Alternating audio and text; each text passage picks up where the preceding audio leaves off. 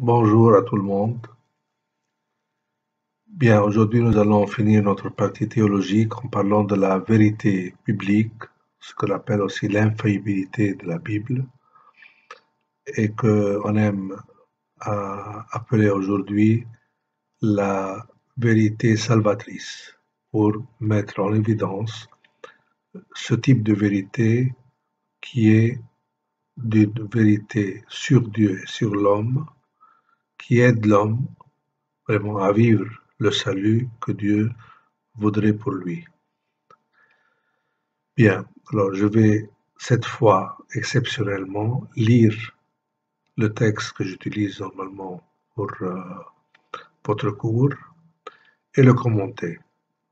Il me paraît une méthode que je vais essayer pour vous aider aussi quand vous lisez à chercher à commenter un peu.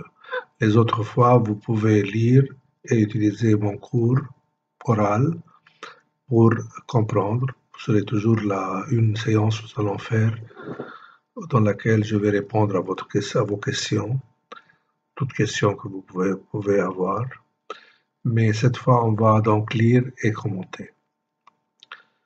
Bien, je commence par cette définition un peu historique sur cette infaillibilité de la Bible. L'Église a toujours défendu la vérité de la Bible. Elle n'a pas cessé de le faire durant toute l'histoire. Pour une raison, parce qu'elle a cette vérité, elle doit la défendre, surtout devant ceux qui l'attaquent, ceux qui donnent d'autres vérités déviantes. Dans le cas échéant, ce sont les hérésies, par exemple, ou dans le cas d'autres religions ou croyances qui ont attaqué la foi de l'Église. L'histoire des siècles derniers nous a démontré qu'on doit chercher un équilibre entre deux extrêmes. Parce que dire la vérité biblique et l'infaillibilité de la Bible peut suggérer que chaque mot de la Bible est une vérité, soit scientifique, soit historique, soit géographique, soit astronomique, et ce n'est pas vrai. Il faut donc trouver l'équilibre entre l'infaillibilité, qui est un dogme, et ce qu'on appelle la crédulité fondamentaliste, c'est-à-dire la lecture littérale de la Bible, où tout semble être, puisque ça vient de Dieu, de l'Esprit Saint, donc ça doit être une vérité indiscutable. Bien, ça, ce n'est pas le cas. Dans notre exégèse actuelle, nous préférons avec le Vatican II, dans Lectio Divina numéro 11, nous préférons ce terme, vérité salvatrice, dans ce sens que, qu'est-ce que c'est que cette vérité salvatrice de la Bible? C'est le principe par lequel on affirme que Dieu a fait connaître tout ce dont l'homme a besoin de savoir pour vivre une vie digne de son être homme, en relation avec Dieu, et pour être sauvé, pour atteindre le salut. Bien. Quelles sont les raisons déontologiques de cette affirmation? Dieu ne s'est pas révélé et n'a pas inspiré les livres sacrés pour qu'ils ne contiennent pas d'erreurs. Premier principe important. Nous avons déjà expliqué que en tout, Dieu a respecté les limites, pas seulement dans l'écriture, mais dans la vie des hommes, a respecté leurs limites, leur connaissance, leur capacité d'accueillir la révélation de soi. Et donc, comme pédagogue, il a respecté l'évolution de l'homme peu à peu, et avec cette évolution de connaissance, de foi, il augmentait, il rendait plus claire, plus précise cette connaissance de soi, de son projet de salut, jusqu'à arriver à Jésus-Christ. Donc ça c'est très important. Et une autre raison, c'est la raison historique. C'est-à-dire, dans l'histoire, le terme infaillibilité est resté uni durant 3 siècles à des événements, des situations historiques pénibles pour la vie de l'Église. Je parle des 3 derniers siècles qui ont précédé le nôtre. Dans le cas, par exemple, de Galilée, qui est le plus fameux, le plus utilisé contre l'Église d'une manière erronée. Bien, la question biblique relative à la vérité historique de la Bible et avec une position presque uniquement apologétique et défensive. L'Église a des fois défendu sa vérité, apologétiquement. Avec le Concile Vatican II, la perspective historique a changé. L'Église s'intéresse plus à exposer la vérité de l'Évangile comme parole de Dieu, comme annonce de la vie, de l'amour de Dieu, de la foi, de l'événement de salut en Jésus-Christ. Elle s'intéresse plus à annoncer cette vérité plutôt qu'à soutenir l'absence de l'erreur dans la parole divine, qui est une parole exprimée par une parole humaine, comme nous l'avons dit, avec les limites des hommes. Bien. Infaillibilité veut dire la qualité de la Bible par laquelle la révélation de Dieu qui est contenue dans cette révélation est exempte de toute erreur. Voilà.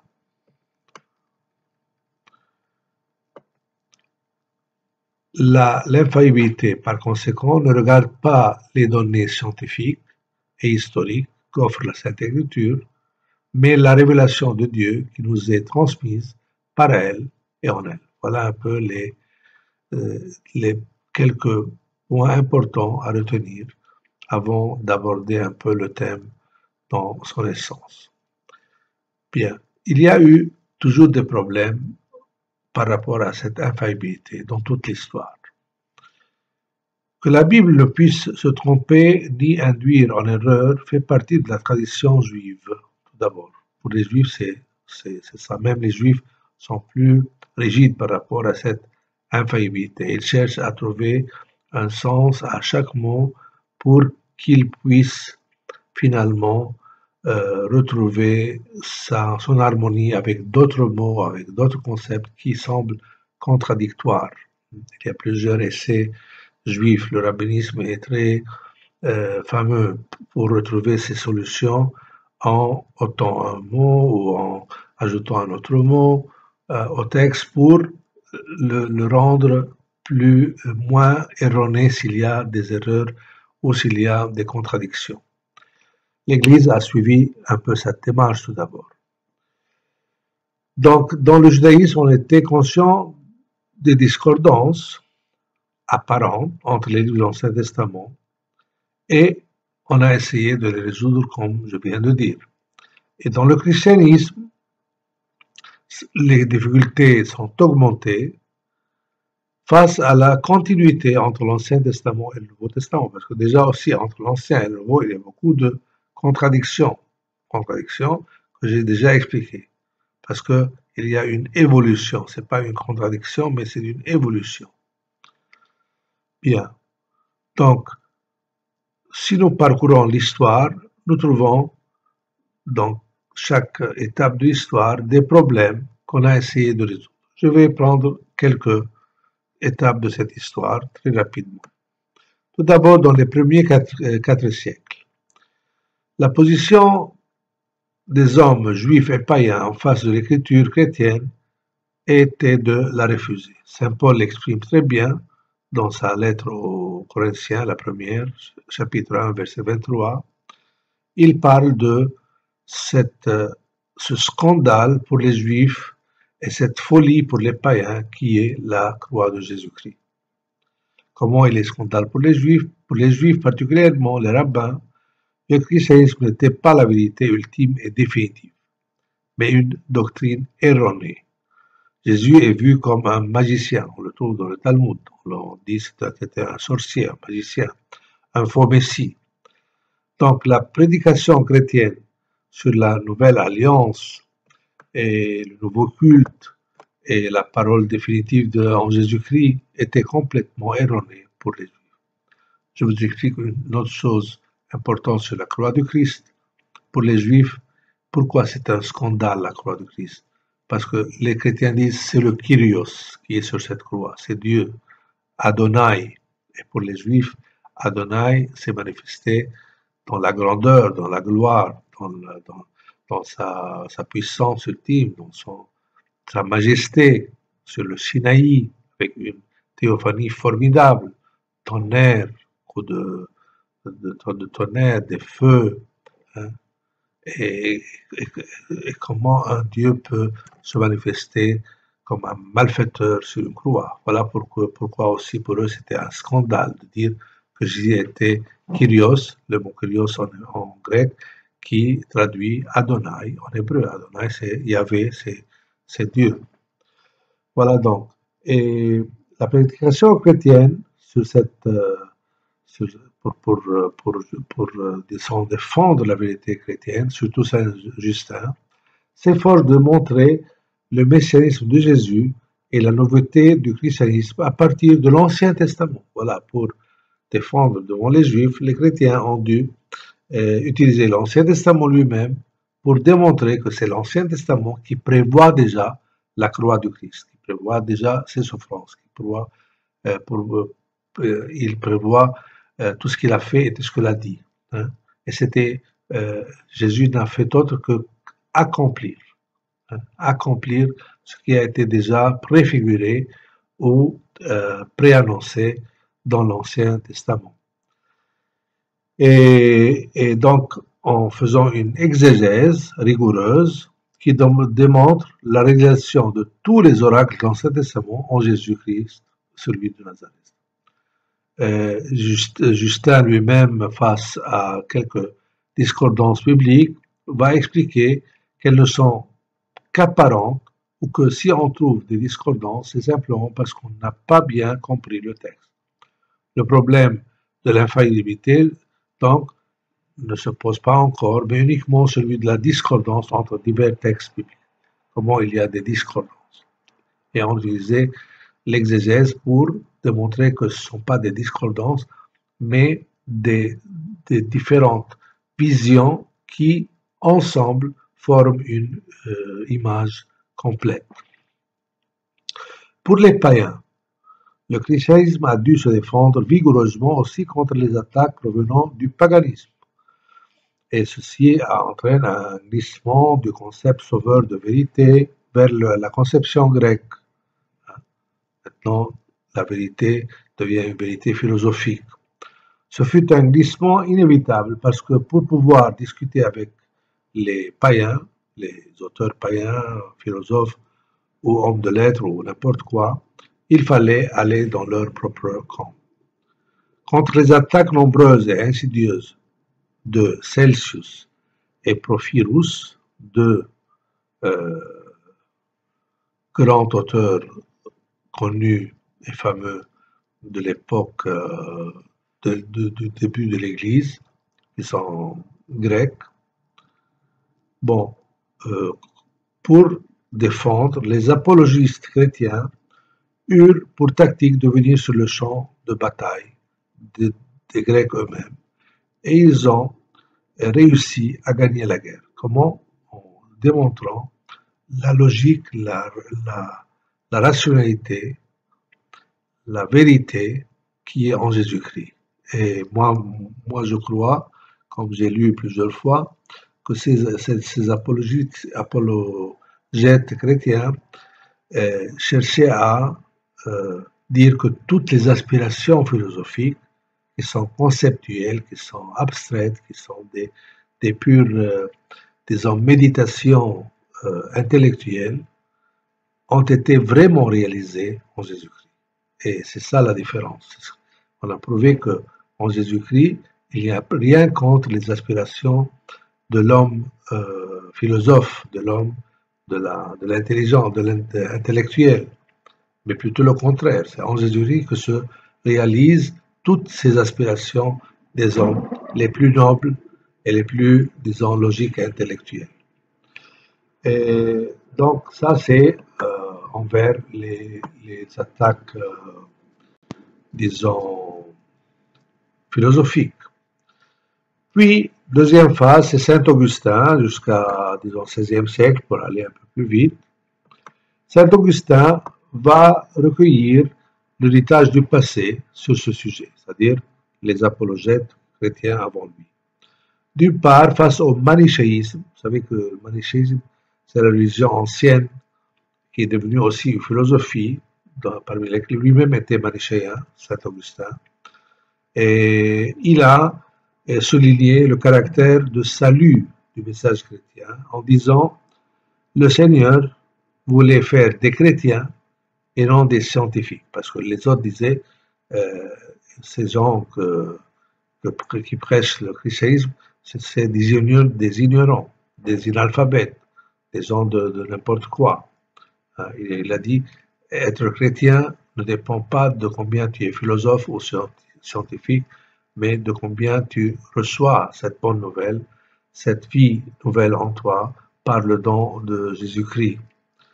Et lui-même refuse donc toute contradiction dans les textes. Il dit, même s'il y a des contradictions, ces contradictions, ou bien elles proviennent d'une mauvaise copie, parce que quelqu'un a mal copié le texte original, ou bien elles proviennent d'une mauvaise interprétation ou d'une incompréhension. Mais la Bible n'a rien de contradictoire. C'est un effort pour... Moi, je crois à ça, même si on trouve des erreurs, des contradictions, mais moi, dans mon étude, pendant toute ma vie sur la Bible, j'ai trouvé qu'au fond, si tu prends un texte de Genèse et un texte de Jésus-Christ, de l'Évangile ou de la révélation de Saint Jean, l'Apocalypse, tu vas trouver le même principe théologique de foi exprimé par une manière qui semble contradictoire ou semble en contraste avec ce que dit Jésus-Christ, voyez, ou ce que croit l'Église. Donc, il n'y a pas vraiment de contraste. Par exemple, je vous donne un exemple. Le texte de Josué, je prends le plus fameux, qui parle de cette séparation terrible qu'il faut faire avec les païens. En utilisant quoi? Le moyen de la guerre, de l'invasion, de l'élimination, à part l'historicité de tout ça. Mais prenons le texte en soi. Il se retrouve le même texte chez Saint Paul, mais sur un autre niveau. Saint Paul parle de l'impossibilité de mettre le païen avec le chrétien dans le mariage, par exemple. Il dit on ne peut pas unir la foi avec la non-foi. Mais Saint Paul parle du mariage et parle de cette impossibilité d'unir les deux, donc on ne peut pas réunir dans le mariage. Josué parle de ne pas pouvoir vivre ensemble. L'un a ses moyens tribaux d'attaquer, d'envahir, d'éliminer parce qu'il n'y avait pas d'autres moyens, et l'autre parle d'une séparation pacifique. On ne peut pas vivre ensemble, on ne peut pas vivre le sacrement du mariage ensemble. Vous voyez, par exemple. Il y a plusieurs exemples. Maintenant, cet exemple me vient surtout. Bien. Donc, ça c'est pour Saint Augustin. Durant la chrétienté, disons, quand il y avait le régime chrétien en Europe et dans le monde connu, la Bible a été considérée comme le livre par excellence de toutes les vérités.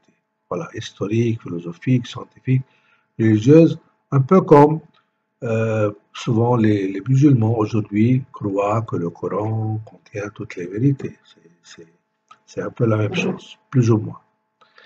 Mais Saint Thomas, par exemple, est quelqu'un qui défendait de la même façon la vérité de l'écriture, en disant que La vérité de l'écriture, ce n'est pas une question de fait, mais de droit. C'est-à-dire, de droit, il faut croire à la vérité de la Bible en tout. Parce que cette connaissance qui vient de la Bible est une connaissance prophétique, donc provenant de Dieu, donc ça doit être contenir toutes les vérités. Mais il a dit que de toute façon, au moins il a dit que de toute façon, la vérité de la Bible doit faire l'objet d'un examen critique. S'il y a des difficultés, il faut tout d'abord, il donne des solutions. Par exemple, il dit il faut maintenir fermement la vérité de l'écriture. Il y a deux récits de la création. Ok, les deux récits de la création appartiennent à la même vérité. Et deuxièmement, quand l'écriture permet diverses interprétations, il faut écarter celles que la raison démontre être inexactes. Dans ce cas-là, écarter les parties qui démontrent une chose inexacte. Écarter, pas n'étant pas parole de Dieu, mais par rapport à une vérité plus grande et plus importante. Cela aussi me fait penser à Nassikh Mansour chez les musulmans, où ils disent qu'un texte peut éliminer un autre texte si le texte, pour les musulmans, si le texte, disons, plus récent, alors il a plus d'autorité qu'un texte avant lui, parce que cela veut dire que le texte récent a changé le texte un peu plus vieux. Bon, ce sont des manières, pour vous dire combien cette manière de penser n'est pas étrange à la chrétienté aussi, surtout dans les premiers siècles, de vouloir défendre l'infaillibilité totale de tout ce qui est écrit dans la Bible. Bien. Puis, on parle de la vérité biblique comme une vérité logique, comme une vérité, disons, qui peut proposer toutes les solutions pour l'histoire de l'homme, hein, que ce soit sur les sciences naturelles, l'histoire, la religion, la philosophie. Il y a toujours la vérité biblique qui peut aider à établir ces propositions en tout cas. Bien. Et puis, théologiquement, on a souligné que la vérité de la Bible est absolue, comme attribut premier de la parole de Dieu. Bien. Donc ça, c'est une période où la vérité biblique était considérée comme absolue et donc avec une lecture assez fondamentaliste. Par exemple, aussi aujourd'hui, dans certaines églises, hein, on n'admet pas, par exemple, que Moïse n'a pas écrit tout le Pentateuque. Si quelqu'un dit ce n'est pas Moïse qui est l'auteur du Pentateuque, alors ils sont scandalisés. Alors que dans les sciences actuelles, on a compris que Moïse a peut-être écrit ou proféré l'essence de ce qui est la loi, mais que tous ces livres, les 5 livres de la loi, le Pentateuque, n'ont pas été écrits par lui, mais leur dernière rédaction revient au 5e siècle, comme on a déjà expliqué. Vous voyez, un peu. Mais il y a des églises maintenant en Amérique, ici en Orient, qui croient fermement fermement dans le sens très clairement, qui croient à cette vérité de chaque lettre, de chaque énoncé de la Bible.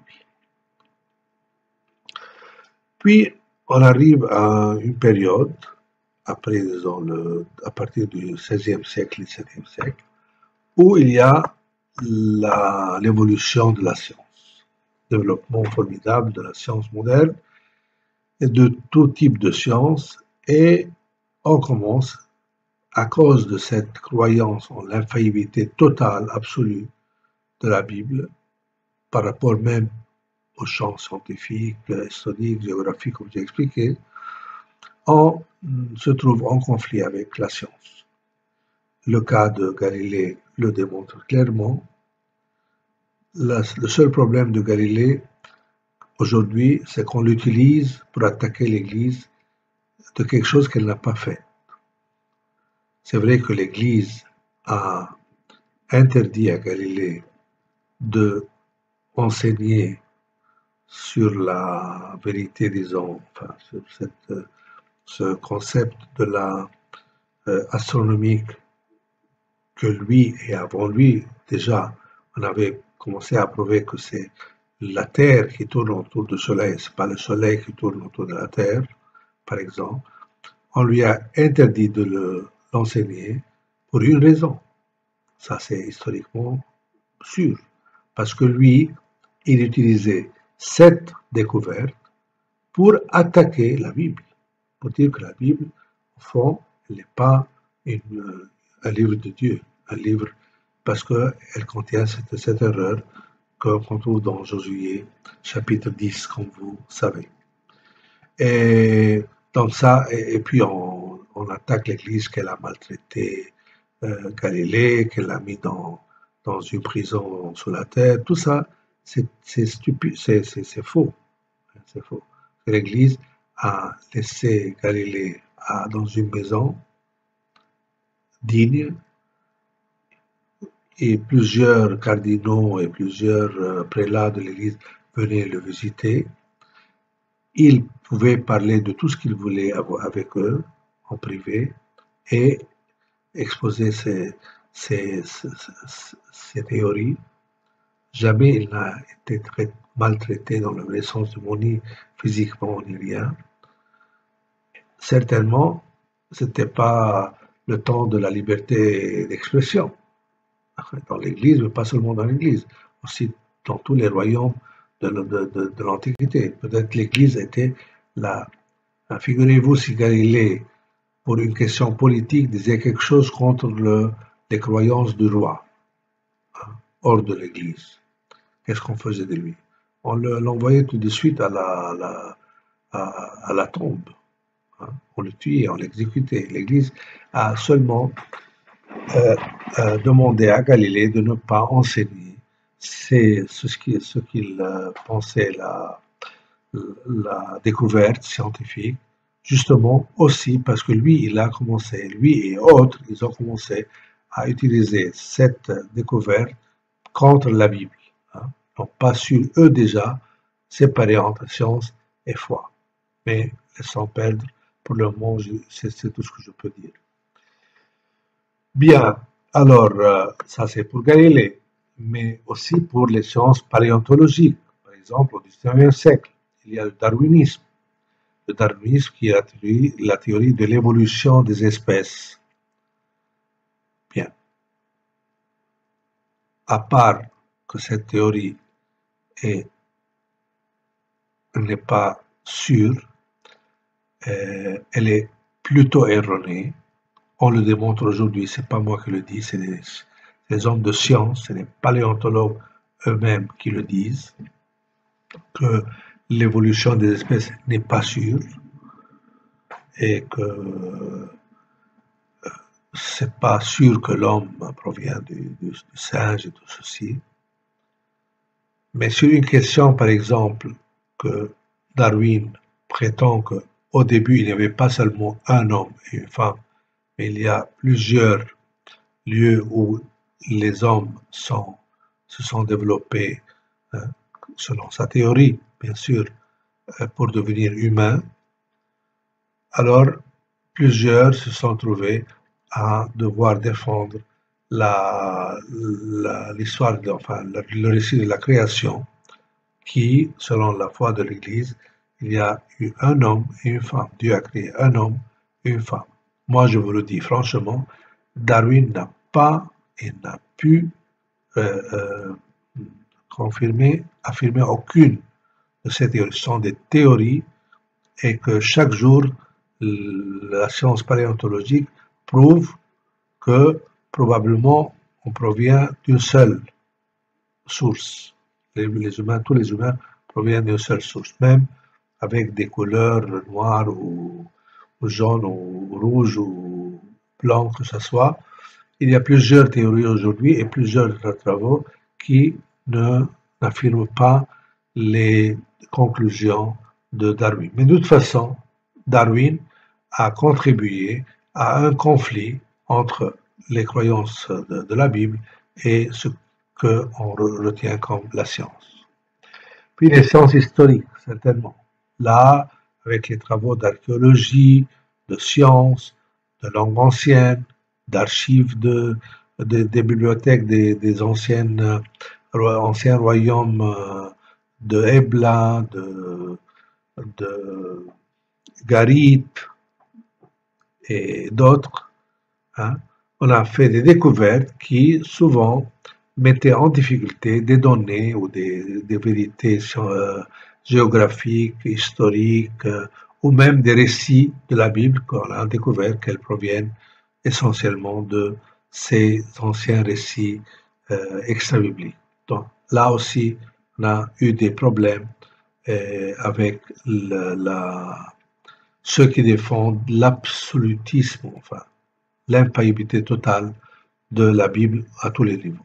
Et grâce à Dieu, que cela a porté à des solutions dans lesquelles, à part la vérité ou la fausseté des théories scientifiques comme darwinisme ou autres, mais l'Église a dû revoir un peu l'essence de la vérité biblique. Qu'est-ce que c'est que cette vérité biblique? Alors, il y a eu des réponses, par exemple, une première réponse, c'est en maintenant l'infaillibilité de la Bible, mais en la limitant sur des données précises. Par exemple, question doctrinale, de dogme et de morale. Il y a eu plusieurs qui ont défendu l'infaillibilité, mais en disant seulement au plan moral et dogmatique. Mais l'encyclique Providentissimus Deus de Léon XIII a dit que ça, c'est pas une bonne solution. Pas parce que l'Église ne retient pas la vérité biblique comme étant celle de tout ce que Dieu a dit pour le bien de l'homme. Parce qu'on ne peut pas limiter la vérité biblique seulement au plan moral et dogmatique et ailleurs, comme si ça ne provenait pas de Dieu, de cette collaboration entre l'homme et Dieu. La vérité biblique concerne toute la Bible et en même temps, en sachant que dans cette vérité, il y a des erreurs humaines, de science, de connaissance, mais pas en limitant sur un seul champ ou deux, morale et dogme. Voilà pourquoi le pape Léon XIII n'a pas accepté cette solution.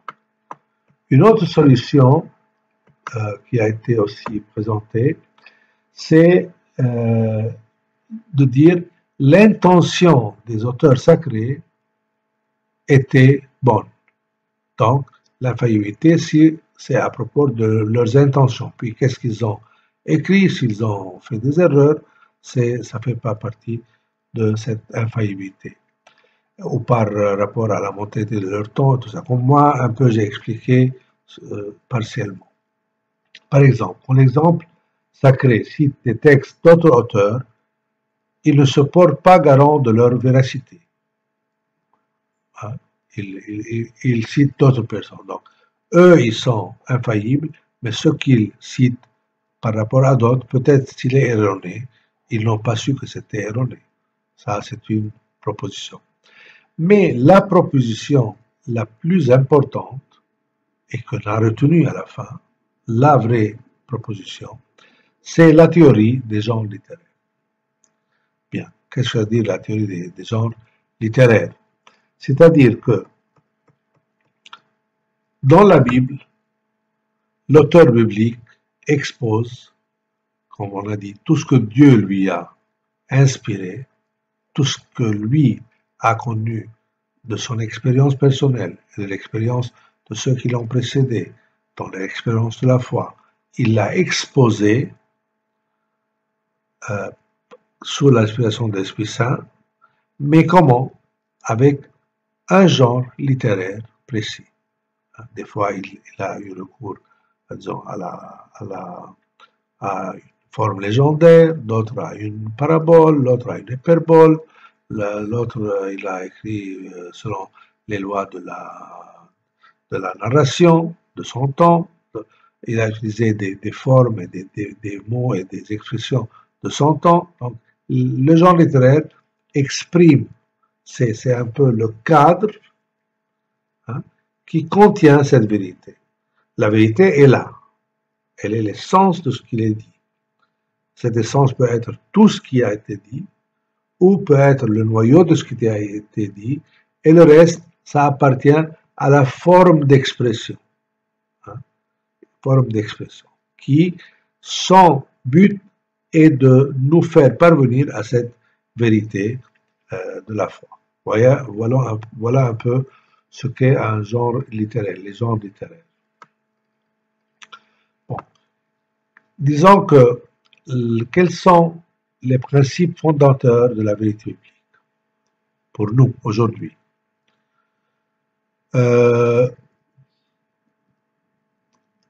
Pilate, on commence avec Pilate, demande à Jésus, qu'est-ce que la vérité?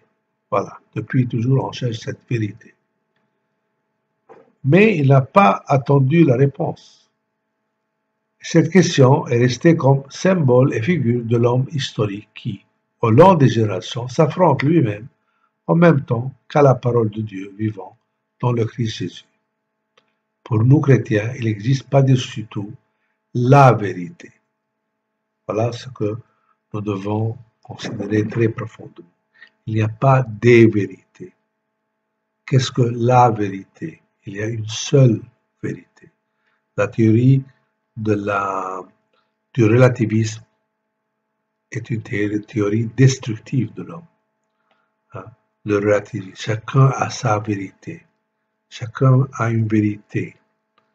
Oui, peut-être moi, je connais une partie de cette vérité, mais la mienne est partielle, elle n'est pas la vérité. L'autre, peut-être, il a quelque part de la vérité, oui, mais ce n'est pas la vérité. Ce n'est pas une vérité contre une autre vérité. La vérité est Dieu lui-même et Jésus-Christ.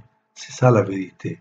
Alors il y a une seule vérité et cette vérité est exprimée dans les textes bibliques depuis le début jusqu'à le Nouveau Testament où Jésus-Christ, vraiment, le Fils de Dieu, est incarné, devenu homme, et il est la vérité.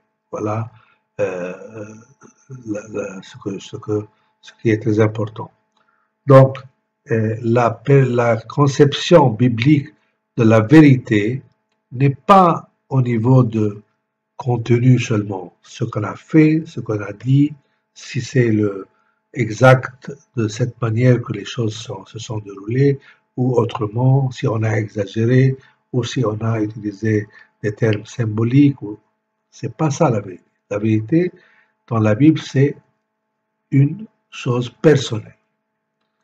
Saint Paul l'exprime très bien, il dit la parole de la vérité, c'est l'évangile de votre salut. Voilà. Qu'est-ce que c'est que la vérité? C'est Jésus-Christ. Comment arrive à toi cette vérité? En t'annonçant l'évangile de ton salut, la bonne nouvelle de Jésus. Donc c'est un rapport, c'est une relation avec une personne qui est Dieu, qui est Jésus-Christ, qui est l'Esprit Saint. C'est ça la vérité. Saint Jean le dit clairement, d'ailleurs. Il dit la grâce et la vérité sont venues par Jésus-Christ. Moïse nous a donné la loi, bien sûr. C'est une vérité de Dieu, certainement, selon son temps. Mais la vérité et la grâce sont arrivées par Jésus-Christ. Qu'est-ce que c'est que cette vérité? Qu'est-ce que c'est que cette grâce? C'est Jésus lui-même. C'est lui la vérité, c'est lui la grâce. Quand tu accueilles Jésus-Christ, tu accueilles la vérité, tu accueilles la grâce. Voilà un peu une chose importante. Puis Jésus lui-même confesse à ses disciples, il dit, je suis le chemin, la vérité et la vie. Voilà un peu notre concept de la vérité. Avant de dire comment dans la Bible ça s'exprime, mais déjà en Jésus-Christ, nous savons que c'est lui le chemin, c'est lui la vie et c'est lui la vérité. Et Jésus-Christ lui-même dans le chapitre 17 de l'évangile de Jean, dans sa prière sacerdotale, dit la vérité, c'est qu'ils te connaissent et qu'ils te connaissent celui que tu as envoyé, ton fils Jésus-Christ. Voilà la vérité. Al-Haq, wa an ya'rifouk, wa ya'rifu alladhi arsaltahu, Yeshua al-Masih. Donc c'est une connaissance.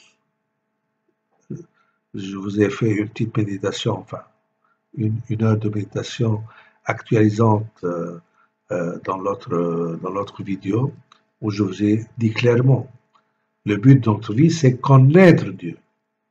La Bible nous aide à connaître Dieu. La Bible nous expose ce que Dieu est, ce que Dieu a fait, ce que Dieu a donné de soi-même. Là, la vérité, qui culmine dans le don total de soi-même en Jésus-Christ. C'est ça. Donc, tout ce qui est là dans la Bible est vérité. Est vérité. Abstraction faite des erreurs, comme j'ai dit, scientifiques ou de tout type historique ou n'importe quoi.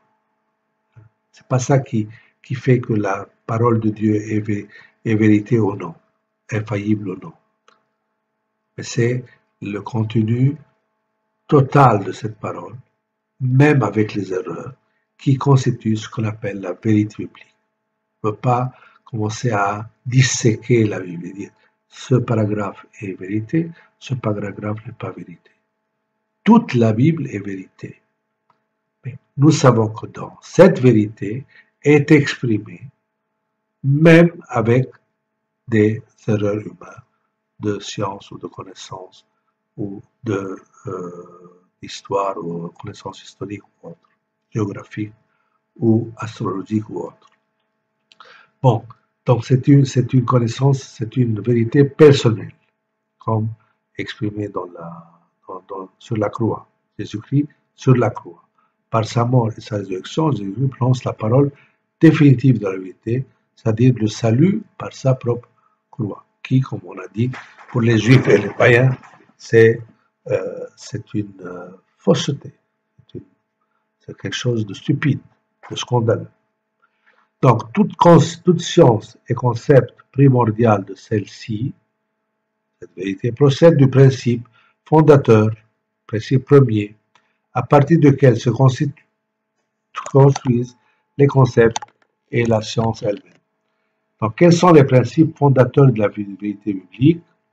Il y a un article de Père Grelot, que vous trouvez dans ce texte, au moins résumé, résume à trois un de caractère théologique, l'autre littéraire et le troisième historique, qu'on va exposer ensemble. Moi-même, je vais utiliser cet exposé pour vous. Premier principe, l'objet formel de la vérité biblique est le salut de l'homme. Donc ça, c'est le but. Salut de l'homme. Voilà la vérité biblique, vérité absolue. Tout autre contenu n'est considéré que dans sa relation plus ou moins grande avec le salut. Tout ce qui a été écrit, c'est pour notre salut. C'est pour notre bien, pour notre édification à devenir fils de Dieu. C'est ce qu'il dira Saint Paul. Donc, tout doit être considéré en relation avec ce but principal et final qui est le salut des hommes. Dans la Bible, soit qu'il s'agisse d'un événement historique, d'une donnée scientifique ou d'un projet, disons, quelconque, astronomique ou n'importe quoi, on parle de ça dans la mesure où on veut, l'auteur, c'est-à-dire veut nous montrer Dieu, nous faire découvrir Dieu, l'œuvre de Dieu. Quelque chose pour eux qui parle de Dieu. Son but n'est pas de nous faire une leçon d'astrologie qui tourne autour de quoi? Le ciel, le soleil, la terre. Quand le livre de Josué parle de cette bataille de Josué, Ben Nun, qui doit finir et qui n'a pas pu finir parce qu'il y avait déjà le temps du coucher du soleil, et lui il demande à Dieu d'arrêter le soleil et la lune. C'était pas une leçon d'astrologie ou d'astronomie. C'était pour dire que Dieu est là, est présent, et il peut agir avec la nature en vue d'aider son peuple. C'est tout. Pour dire au peuple, Dieu est avec vous. Dieu est pour vous.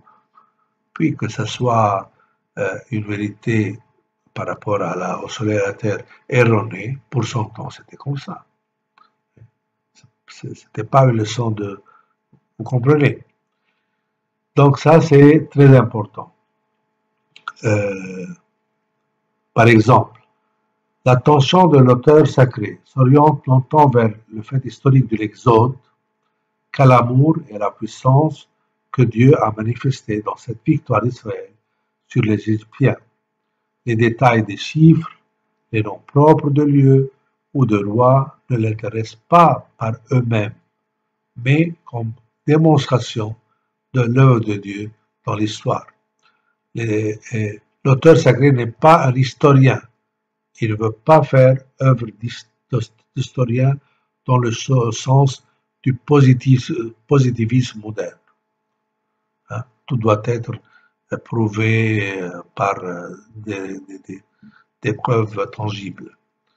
Ça ne veut pas dire qu'il a fait une méditation sur l'amour de Dieu et la puissance de Dieu manifestée à Israël sans qu'il y ait un fait historique qui soit l'Exode. L'Exode est un fait historique, la victoire est un fait historique, mais tous les détails de comment s'est déroulé cet événement n'intéressent pas l'auteur qu'autant qu'il manifeste la grandeur de Dieu, l'amour de Dieu, l'attention de Dieu envers son peuple et sa capacité de les arracher au pouvoir de Pharaon. Voilà un peu dans ce sens ce qu'il faut retenir.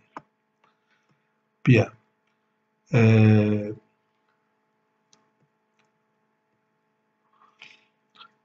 On peut parler de philosophie, vous pouvez lire un peu, je vais vous laisser un peu lire quelque chose.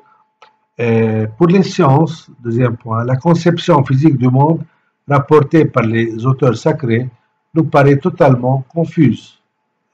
Conception physique du monde. Par exemple, le récit de la création, des choses au niveau paléontologique, biologique, tout ça ne concerne pas la vérité biblique, mais des détails que l'auteur biblique a utilisés pour montrer la présence de Dieu, l'action de Dieu dans cet événement historique qu'il relate, dans cette expérience de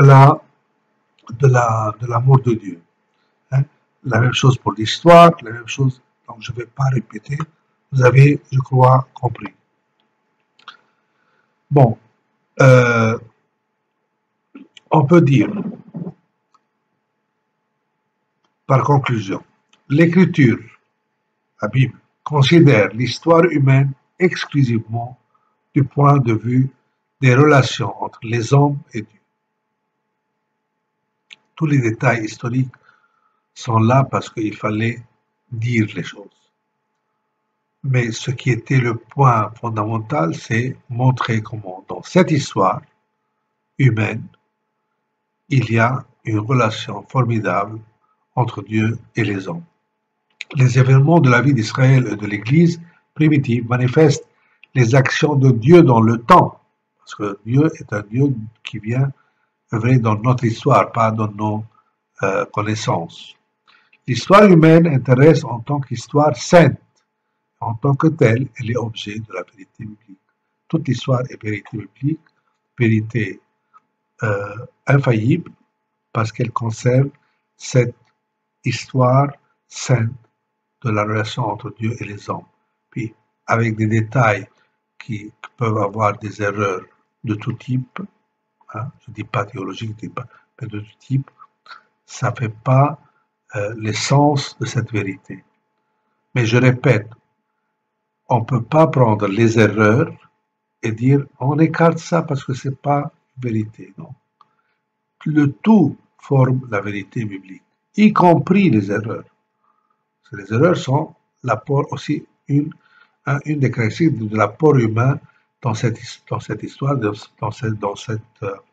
dans cette littérature sainte. Deuxièmement, les auteurs sacrés jugent intentionnellement toutes choses en fonction du dessein divin de salut qu'ils essaient d'évoquer. Ils donnent peu de poids à la matérialité des faits et suit surtout leur relation avec le mystère de salut, avec ce qu'il signifie. Troisièmement, les jugements de valeur, au moins implicites, que les auteurs sacrés donnent sur les événements racontés ne se réfèrent pas directement aux détails, comme je viens de dire, et par conséquent, ceux-ci doivent être considérés dans l'ensemble de l'événement ou de l'expérience rapportée. Il y a des détails erronés, ça fait partie de toute l'histoire, de tout le récit, qui est une vérité. Et on n'a pas à commencer à éliminer un mot, une phrase, tout ça, parce que ça peut être erroné ou pas logique, ou je sais pas. Il faut considérer tout comme vérité en retenant qu'aussi dans cette vérité, foncièrement sur la relation de Dieu et l'homme, et en vue du salut de l'homme, hein, en vue de ce dessein de salut de Dieu pour l'homme, les hommes ont exprimé aussi avec quelques points qui ne soient pas peut-être exacts. Quatrièmement, il essaie d'avoir présent à l'esprit que la réflexion sur le sens de l'histoire suppose toujours la réalité des faits. Ça, c'est comme je vous ai dit au début de nos rencontres, on ne peut pas mettre en doute la réalité des faits racontés. Que cette réalité concerne le noyau, essentiellement l'événement en soi, ça c'est possible. Pas tous les détails, mais les détails sont là comme genre de détails, je vous ai dit, pour souligner la vérité, l'historicité, la réalité de cet événement. Donc, c'est pas à exclure rien de réel dans tout ce qu'on a raconté.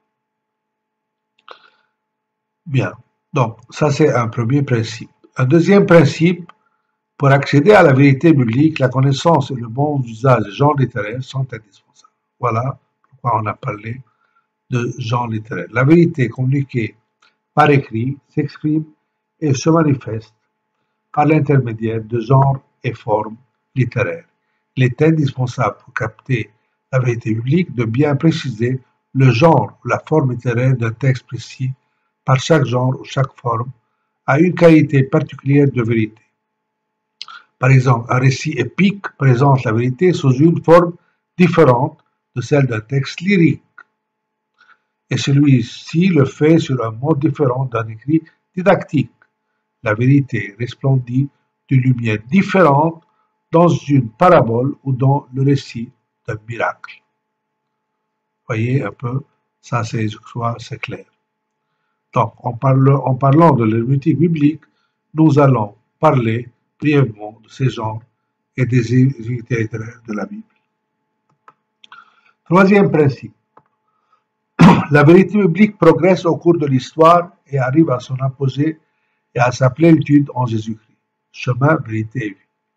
La vérité de l'Écriture n'est pas une vérité d'oracle, comme si c'était une vérité qui prévoit ce qu'on va faire, ce qu'on ne va pas faire, mais elle arrive par un homme inspiré en un moment de notre vie, de sa vie, de la vie, pour conduire les hommes à reprendre, comme j'avais dit, leur relation d'amour avec Dieu. Voilà. Donc, ça, je l'ai déjà expliqué cette partie. Bien. Alors, on conclut en disant la vérité biblique est un fait retenu dans l'Église comme essentiel, dogmatique, et que nous sommes appelés à croire à toute la Bible, à la prendre toute comme sainte, toute comme sacrée, toute comme vérité, essentiellement la vérité sur la relation Dieu-homme dans le contexte de cette histoire du salut, cette alliance qui va conduire de la création jusqu'à Jésus-Christ et qui va se consumer totalement dans la parousie.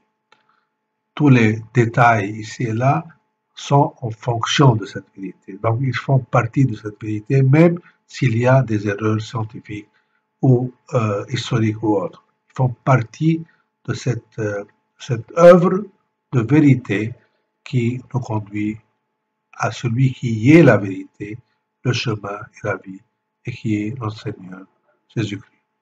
Donc ça, c'est très important. Et c'est pourquoi, attention, le pape Benoît XVI a écrit un texte dernièrement, hein, il l'a appelé de tout notre cœur, parce qu'il l'a écrit avec le cardinal Sarah, et dans lequel il attaque clairement le relativisme. Hein. C'est une philosophie qui a donné une religion qui est le New Age, hein, et qui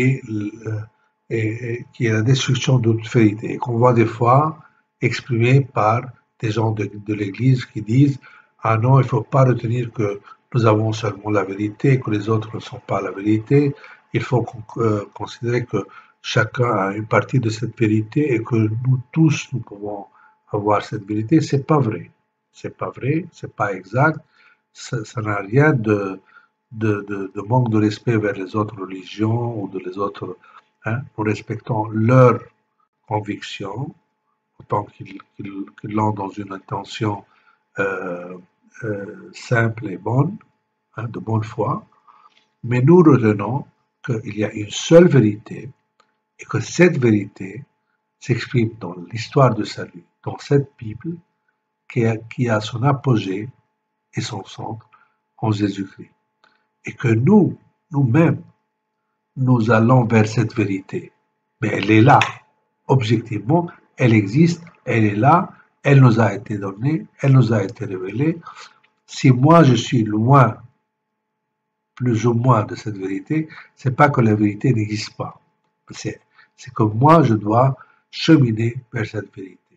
Comme, selon ma foi, les autres qui sont un peu plus loin, peut-être, de cette vérité, je dois, sur ma conscience le devoir d'évangéliser pour les faire connaître cette vérité. Et qui est cette vérité? Le texte biblique